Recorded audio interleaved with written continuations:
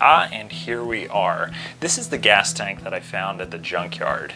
It's about a 35-gallon gas can. It has an inlet at the top and a couple of other valves, which I have to cut off and weld shut. So what I'm doing here is just mapping out how I want to cut the door open. You'll see me measure a couple of times and adjust the masking tape. Mainly I do this because I want to ensure nice, even opening for the door. I'm using an angle grinder here. It has a 4-inch blade on it and it really did well. I think I used about 2 discs on the whole project. It really started to get pretty taxing along this backside once the blades heated up, but it was really good and cut through like butter. Now something to think about is try to wear your safety gear, glasses or a face hood, something like that. Getting metal in your eyes is never a good thing and it can really damage yourself. Now once I got the door open, there was a bit of mesh holding the door on, which I just had to snip off. Now what I'm doing here is kind of pounding out any little dents or imperfections that I could find. Here there was a drain plug that I cut off and kind of sealed up. I'm also pulling all the plugs and fittings out. You'll see the 2 open holes at the top after I'm done. Now something I wanted to ensure is that it had a really clean look. There were a bunch of extra bungs and that sort of thing on the tank, so I went ahead and cut those off and ground them nice and clean. Now, in order to cover the holes, I made a couple little patch plates and then tack welded them in.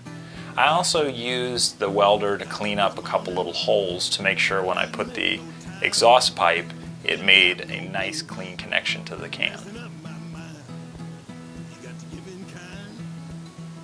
Be sure to always use welding safety gear. You don't see me using gloves here, which is not good. I actually ended up getting a bit of sunburn from it, and it's really not safe to weld without the proper gear.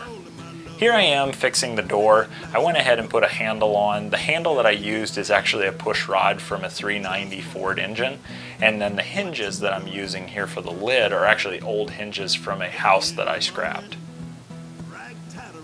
Now I started with using kind of a shelf tray from a closet, but it was covered in plastic and really was not going to be safe, so I changed the design.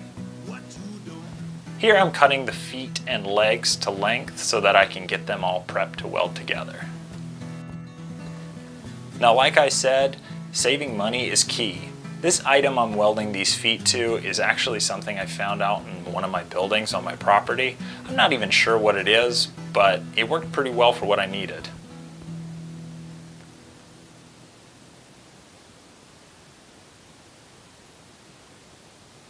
You know it's good if it can hold my fat butt.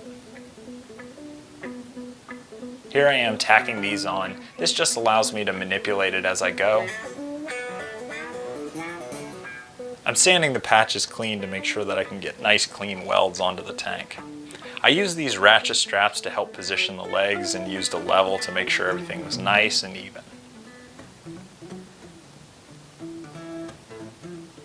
I use a Hobart welder. I absolutely love it. I'll be doing a video about some of the tools that I use to give you an in-depth look into how they work and what they can do for you.